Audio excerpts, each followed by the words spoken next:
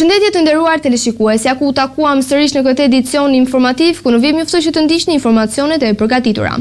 Kryetari i Partisë Demokratike Sali Berisha deklaroi se aksioni kryesor i opozitës do të mbeten protestat kundër qeverisë, duke theksuar se ato kanë dhënë efekt në rritjen e ndërgjegjësimit ndërkombëtar për korrupsionin në Shqipëri. Ai paralajmëroi vijimin e tubimeve deri në largimin e kryeministrit Edi Rama dhe foli edhe për garën e brendshme në PD, ku është kandidati i vetëm për drejtimin e partisë. Kryetari i Partisë Demokratike Sali Berisha në një bashkëbisedim në rrjetet sociale ka theksuar se opozita do të vijojë aksionin e saj politik përmes protestave të vazhdueshme kundër qeverisë. Sipas tij, këto tubime kanë pasur ndikim pasi kanë sensibilizuar edhe partnerët ndërkombëtar mbi, siç u shpreh ai, problemin e korrupsionit në vend. Nuk ka asnjë vendim konkret pas deklaratës së Edi Ramës se çështja Balluku u mbyll.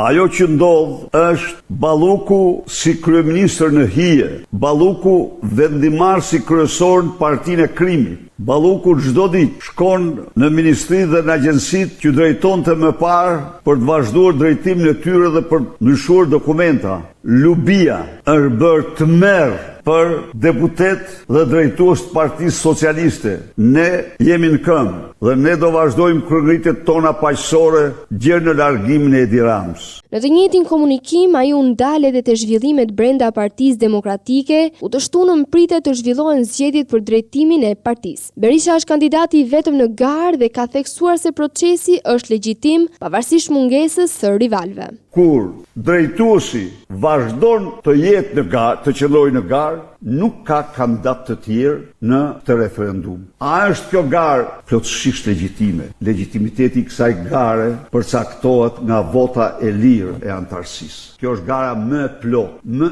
e prore se çdo garë tjetër. Berisha theksoi se Partia Demokratike mbështet procesin e integrimit, por nënvizoi se ai duhet të zhvillohet mbi bazën e meritës dhe performancës reale. Në qoftë se nesër do pyeteshin se pas 5 muaj Shqipëria do integrohet në Bashkimin Evropian kështu siç është, ne nuk votojmë kundër integrimit në Bashkimin, sepse kjo nuk është çështje e luftës ndërpartiake, kjo është çështje e shoqërisë shqiptare, kombit shqiptar, duke insistuar se integrimi duhet të jetë një proces i bazuar në merit. Berisha foli gjithashtu për përjashtimin e Ervin Salianit nga gara, duke deklaruar se Partia Demokratike nuk mund të pranojë, siç u shpreh ai, bashkëpunëtor të krimit apo bandave në struktura drejtuese. Kur kjo parti nuk do mund të pranojë bashkëpunëtor krimi, bandash dhe të qeverisë. Ndërkohë zgjedhjet për kreun e Partisë Demokratike pritet të mbahen më 23 maj, ndërsa në kuvendin e 30 majit pritet të përcaktohet edhe platforma dhe drejtimi i ardhshëm i partisë, përfshirë mënyrën se si do të strukturohet leadershipi dhe ekipi drejtues.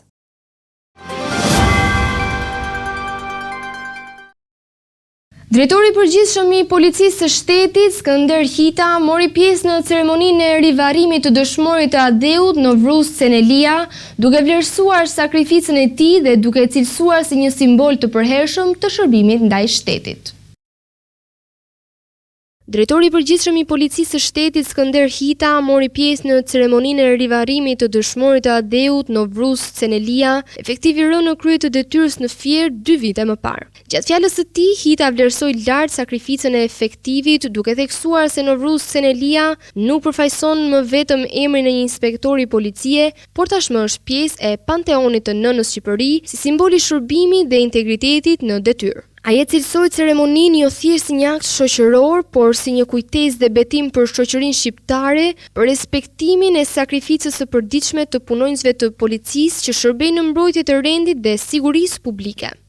Nga ky vend solemn, ku nderojnë heronjt, sot do t'i përcjell një mesazh të qartë të prerë, të patundur kujdoi që guxon të vlerë dorën mbi uniformën e policisë së shtetit. Kush prek një punonjës policie ka goditur vetë themelet e shtetit. Kush sulmon këtë uniform ka sulmuar rendin, sigurinë, ligjin dhe bashkëjetesën qytetare në Republikën e Shqipërisë. Krimi mund të na shkaktojë dhimbje dhe mund të na marrë jetën, por kurrë asnjëherë nuk do arrijë të na gjunjëzojë, të na zmbraps apo të zbe forcën e reagimit tonë. Çdo dorë që ngrihet mbi uniformën e policisë do të ndesh forcën e pamëshirshme të ligjit dhe arresën e turpshme të historisë. Ceremonia e rivarrimit u zhvillua në praninë e familjarëve, drejtuesve të policisë dhe përfaqësuesve të institucioneve, ku u theksua vlerësimi për figurën e dëshmorit dhe kontributin e tij në detyrë. Në përfundim të fjalës së tij, Hita i bëri thirrje shoqërisë për më shumë respekt ndaj uniformës së policisë, ndërsa kujtimi i Novruz Senelias u ndërtua si një simbol i sakrificës dhe përkushtimit ndaj detyrës së shtetit shqiptar. SPAK ka përfunduar hetimet dhe ka dërguar në gjykim 4 persona të akuzuar për pjesëmarrje në grup të strukturuar kriminal, tentativë vrasjeje dhe armbajtje pa leje. Sipas dosjes hetimore, ngjarja lidhet me një përplasje të armatosur të ndodhur në gusht të vitit 2024 në zonën e Vaut të Deës. Prokuroria thotë se konflikti mes palëve kishte motive të mëparshme dhe se në incident janë përdorur automjete të blinduara dhe armë zjarri. SPAK ka mbyllur hetimet dhe ka dërguar në gjykatën e posaçme dosjen penale ndaj 4 personave të dyshuar për përfshirje në një grup të strukturuar kriminal dhe një episod të rënd të armatosur në veri të vendit. Përpara drejtësisë janë vënë shtetasit Aleksandër Prendi, Franco Leka, Izmir Sakicaj dhe Samuel Troshani. Sipas organit të akuzës, Aleksandër Prendi akuzohet për tentativë vrasjeje ndaj disa personave në rrethana cilësuese, si edhe për mbajtje pa leje të armëve luftarake. Ndërkohë tre të pandehurit e tjerë dyshohet se kanë siguruar kushtet dhe mjetet për kryerjen e krimit, duke qenë pjesë e një grupi kriminal të organizuar. Hetimet e SPAK kanë zbuluar se disa nga personat e përfshirë rezultojnë të lidhur edhe me ngjarje të tjera kriminale të mëparshme, kryesisht kundër jetës dhe rendit publik. Sipas dosjes hetimore, grupi dyshohet se ka qenë aktiv në episode të dhunshme dhe përdorim armësh zjarri. Ngjarja që çoi në nisjen e hetimeve ka ndodhur pas ditën e 23 gushtit 2024. Sipas prokurorisë, disa persona të armatosur të ndarë në 3 automjete të blinduara janë nisur nga zona e Dobraçit në drejtim të fshatit Ranz në bushat të Vaut të Deës, ku ndodhej banesa e Aleksandër Prendit. Dyshohet se përplasja ka ardhur si pasojë e konflikteve të hershme mes palëve. Në vendngjarje ka pasur shkëmbim zjarri mes grupeve, por fatmirësisht pa persona të lënduar. Nga të shtënat janë dëmtuar 3 automjete të blinduara, mes tyre edhe një mjet që drejtohej nga Safet Bajri, i cili më pas u ndalua nga autoritetet. Hetuesit kanë sekuestruar gjithashtu një automjet të marrë me qera nga Aleksandër Prendi, i cili dyshohet se është përdorur gjatë përplasjes së armatosur. Gjykata e posaçme ka lënë në fuqi masën arrest në burg për Marcel Liçajn dhe detyrim paraqitje për vëllain e tij Ermal Liçaj. Të dy të dyshuarit si pjesë e një grupi të strukturuar kriminal që trafikonte heroin nga Suedia drejt Danimarkës. Hetimet të kryera në bashkëpunim me autoritetet daneze zbulojnë të paktën 7 episode trafikimi. Gjykata e posaçme kundër korrupsionit dhe krimit të organizuar ka vendosur të konfirmojë masën e sigurisë arrest në burg për Marcel Liçajn, ndërsa për vëllain e tij Ermal Liçajn është lënë në fuqi masa detyrim paraqitjeje. Të dy janë të dyshuar për përfshirje në një rrjet të strukturuar kriminal me aktivitete në trafikun e narkotikëve drejt vendeve të Europës Veriore. Sipas vendimit të gjyqtares Rudina Palloj, masat e sigurisë lidhen me akuzat për prodhim dhe shitje të narkotikëve në kuadër të një grupi të strukturuar kriminal, si dhe për pjesëmarrje në organizat kriminale. Hetimet e prokurorisë së posaçme SPAK tregojnë se 2 vëllezërit nga Fieri dyshohet që kanë qenë të përfshirë në trafikun e heroinës nga Suedia drejt Danimarkës në të paktën 7 raste gjatë periudhës tetor 2023 janar 2024. Lënda narkotike, sipas dosjeve hetimore, dyshohet se përzihej me substanca të tjera si paracetamol dhe kafein për të rritur sasia dhe përfitimin në treg. Operacioni është zhvilluar në bashkëpunim të ngushtë me autoritetet daneze, të cilat kishin nisur më herët hetimet në kuadër të një aksioni të koduar Bachus, që ka çuar në arrestimin e disa personave, përfshirë edhe shtetas shqiptar dhe të huaj. Sipas SPAK, një prej të arrestuarve në Danimark është kunati i 2 vëllezërve, duke forcuar dyshimet për ekzistencën e një rrjeti më të gjerë në trafikun ndërkombëtar të drogës. Hetimet për këtë çështje vijojnë.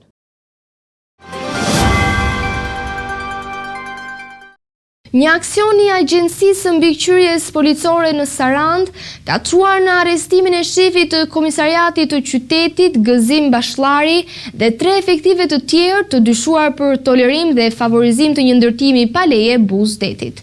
Në pranga janë vënë gjithashtu edhe 8 persona të përfshirë në punimet e paligjshme, ndërsa një tjetër shtetase është shpallur në kërkim. Një operacion i zhvilluar në qytetin bregdetar të Sarandës ka zbuluar një ndërtim pa leje Buzdetit, duke çuar në masa të rënda ndaj disa zyrtarëve të policisë së shtetit dhe personave të përfshirë në aktivitetin ndërtimor. Sipas të dhënave zyrtare, struktura e ngritur pa leje kishte avancuar deri në faza të dukshme ndërtimi, ndërsa një pjesë e saj shtrihej edhe në vijën ujore, duke shkelur hapur rregullat e ndërtimit në zonat bregdetare. Hetimi është nisur pas një informacioni të administruar nga Drejtoria e Përgjithshme e Policisë dhe është ndjekur nga Agjencia e Mbikëqyrjes Policore. Nga verifikimet e kryera, dyshohet se disa zyrtarë të komisariatit të Sarandës kishin ndjeni për ndërtimin dhe nuk kishin marrë masa për ndalimin e tij, duke lejuar vijimin e punimeve. Në njoftimin zyrtar të AMP-s, theksohet se të dyshuarit kanë krijuar skema të mundshme për përfitime të paligjshme dhe shmangje të përgjegjësive ligjore, si edhe favorizim të subjekteve të lidhura me struktura kriminale që operojnë në territorin e Sarandës. Zyrtarët e arrestuar po hetohen për shpërdorim detyre, kryerje veprimesh arbitrare dhe mosndërhyrje për të ndaluar një gjendje të paligjshme. Përveç efektiveve të policisë, gjatë operacionit janë arrestuar edhe 8 persona që po kryenin punimet në objektin pa leje. Ndërkohë, një shtetas që dyshohet se kishte në posedim hapësirën e plazhit ku po zhvillohej ndërtimi, është shpallur në kërkim nga autoritetet. 2 persona të armatosur kanë grabitur një argjendari në qendër të qytetit të Kamzës. Autorët të maskuar me skafandra motori kanë kërcënuar shitsin dhe kanë marrë bizhuteri me vlerë. Ngjarja ndodhi vetëm pak metra larg komisariatit të policisë. Policia ka ngritur pika kontrolli dhe po punon për identifikimin e tyre.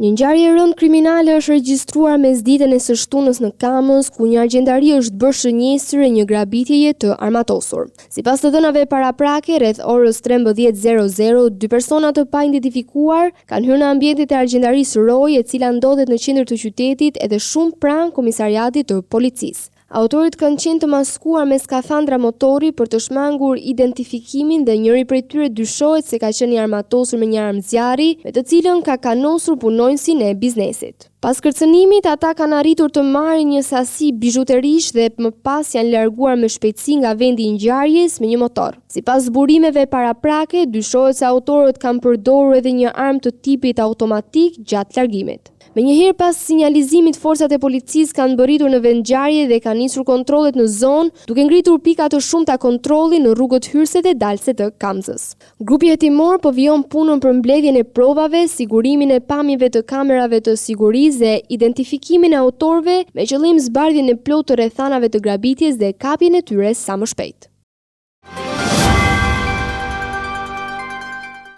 Vetëm një ditë pasi ulit çmimet e karburanteve, Bordi i Transparencës vendosi të shtunë rritjen e tyre, duke e çuar sërish naftën mbi nivelin e 200 lekëve për litër.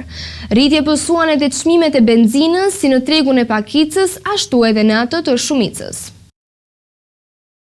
Luhatjet e çmimeve të karburanteve në tregun vendas kanë vijuar edhe gjatë fundjavës. Vetëm 24 orë pasi kishte vendosur uljen e çmimeve të naftës dhe benzinës, Bordi i Transparencës u mblos sërish dhe miratoi një tjetër ndryshim, këtë herë me rritje të çmimeve të shitjes. Sipas vendimit të ri, çmimi i tavanit naftës në tregun e Pakicës është caktuar me 202 lekë për litër, duke rritur me 4 lekë krahasuar me çmimin prej 198 lekësh që ishte vendosur një ditë më parë.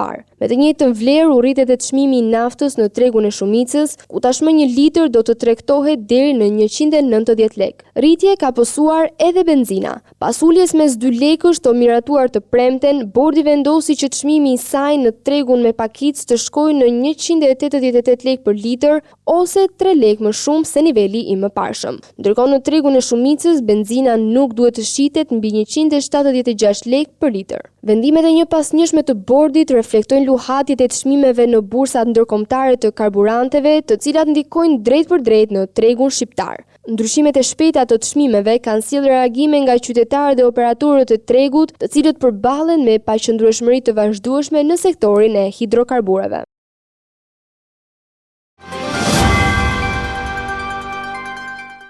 Të nderuar teleshikues, në vim ju ftoj që të ndiqni parashikimin e motit për ditën e nesërme.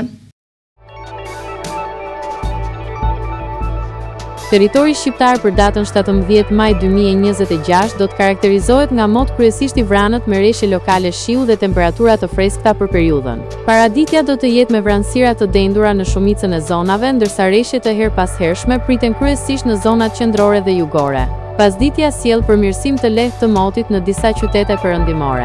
Temperatura minimale pritet të zbresë deri në 5 gradë Celsius, ndërsa ajo maksimale do të arrijë deri në 20 gradë Celsius. Gjatë ditës priten rreth 2 deri në 4 orë me diell. Era do të fryejë lehtë deri mesatare nga drejtimi veri perëndimor me shpejtësi 2 deri në 6 metra për sekond. Deti do të ketë dallgëzim mesatar rreth 2 deri në 4 ball. Indeksi ultraviolet për Tiranën pritet të jetë mesatar rreth 3. Sipas të dhënave astronomike, lindja e diellit në Tiranë do të jetë rreth orës 5:13 minuta, ndërsa perëndimi rreth orës 21 minutë. Temperaturat minimale dhe maksimale për disa qytete kryesore të Shqipërisë do të jenë si më poshtë. Shkodër 10 deri në 20 gradë Celsius.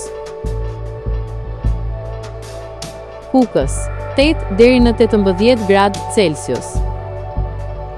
Peshkopi 7 deri në 16 gradë Celsius. Tiranë 12 deri në 18 gradë Celsius. Durrës 14 deri në 19 gradë Celsius. Kavaj 11 deri në 18 gradë Celsius. Elbasan 11 deri në 18 gradë Celsius. Berat 12 deri në 19 gradë Celsius. Korç 5 deri në 15 gradë Celsius. Vlorë 14 deri në 18 gradë Celsius. Gjirokastër 9 deri në 17 gradë Celsius. Sarandë 12 deri në 19 gradë Celsius. Territori i Kosovës për datën 17 maj 2026 do të karakterizohet nga mot kryesisht me vranësira të pjeshme dhe reshje lokale në disa zona jugore. Paraditja do të jetë më stabile me intervale me diell, ndërsa pasditja sjell reshje lokale shiu kryesisht në rajonin e Prizrenit. Temperatura minimale pritet të zbresë deri në 6 gradë Celsius, ndërsa ajo maksimale do të arrijë deri në 19 gradë Celsius. Era do të fryejë lehtë nga drejtimi veri perëndimor me shpejtësi 2 deri në 5 metra për sekond. Indeksi ultraviolet për Prishtinën pritet të jetë mesatar rreth 4.